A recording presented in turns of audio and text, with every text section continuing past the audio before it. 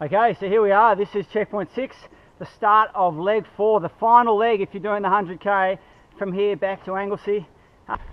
So leg 4 starts out with this maybe 2.5 kilometre stretch along this beautiful section of single track out towards the coast. It winds on through the iron barks like this, and yeah, it's really nice running. Yoo-hoo! Look at this spot here. This is my favourite favourite spot on the coast. It's the Eastern View lookout. You come right past it, and make sure you come and enjoy this spot. You can actually see the lighthouse further along where we're going to, and over that hill there. But look, what a view here. Make sure you enjoy it, and then keep heading for home.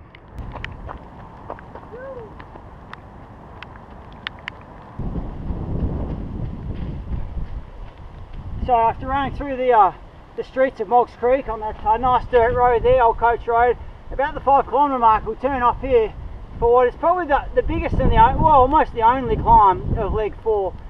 It's a bit of a grunt, but we'll get it done. And then here we are, just getting to the top of this climb at about the 5.5k mark into leg 4. There's climbs like that yeah, if you're a 100k runner, they really cut to the bone if you went too hard too early.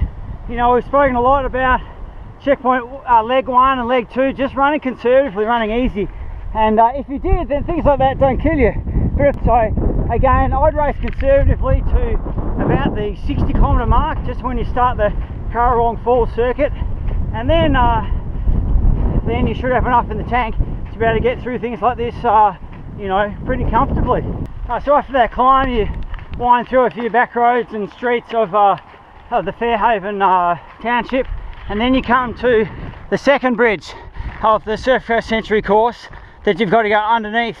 This one, I reckon, is a lot easier than the one at Anglesea. It's a lot higher and pretty straightforward. You can see it's pretty straightforward. You don't have to bend over. There's quite a nice flat platform there for you to walk on.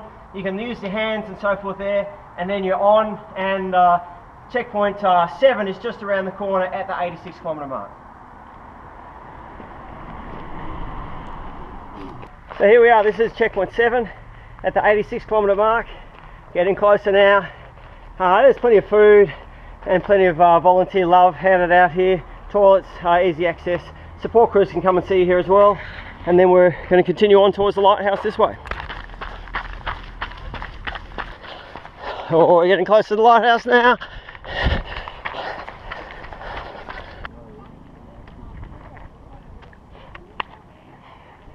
So about a kilometre, maybe a little bit less after checkpoint 7, you get to the areas in the lighthouse right here. Give it a high five. It is your beacon for the way home. You are so close to getting home now. You've got maybe 12 k's to go. So almost immediately after the lighthouse, you're onto I think one of the most beautiful sections of the track of the whole course. This beautiful cliff top track winding along above the ocean. Out on your right, you've got, you know, bays and beaches and headlands and reefs and things like this that you're winding along on the whole way. I think it's absolutely paradise along here, and certainly one of the highlight, yeah, one section to look forward to on the course. You know, once you high five that lighthouse, get on out of there and keep on moving, even if it's only walking. Try and jog a bit down here, but it is a lovely running along here. That's something really to look forward to give you the motivation to keep going for home.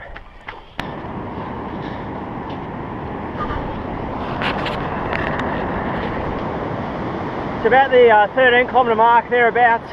You pop out on this beautiful little beach called Sunnymead. It's not the long beach section. You've got to go up here, okay?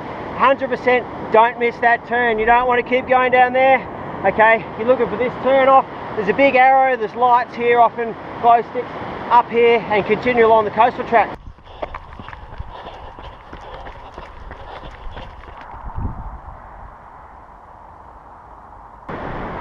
It's about the 15 or 16 kilometre mark of leg 4. You finish that coastal track and you pop out on the beach here, Urquhart's Beach it's called. It's a beautiful spot, and it's going to wind our way along here around a Point Road night, which is basically Anglesea and the finish line. So after about 3 kilometres on the beach, 3.5 k's, you then head up these steps here, and You'll see the houses just over the road. Make sure you stop and enjoy the view though. It's beautiful.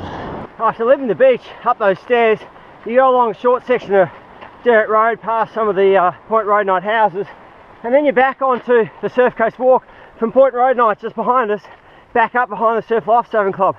If you're doing the 100k, you started on this morning, earlier on. This is that 4 kilometre start loop that you did, but in the opposite direction. If you're on leg 4, and this is the first time you've done it, there's a bit of a climb, but the views are really nice, and you get to the top of the hill, and you're so nearly there. So after that short section on the Surf Coast Walk behind the Surf Lifesaving Club, you pop back out onto the Anglesea main beach for the last time.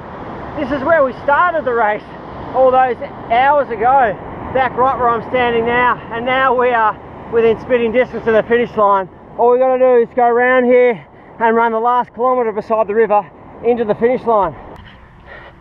Yoo-hoo! Right on. This is the finish line of the Surf Coast Century.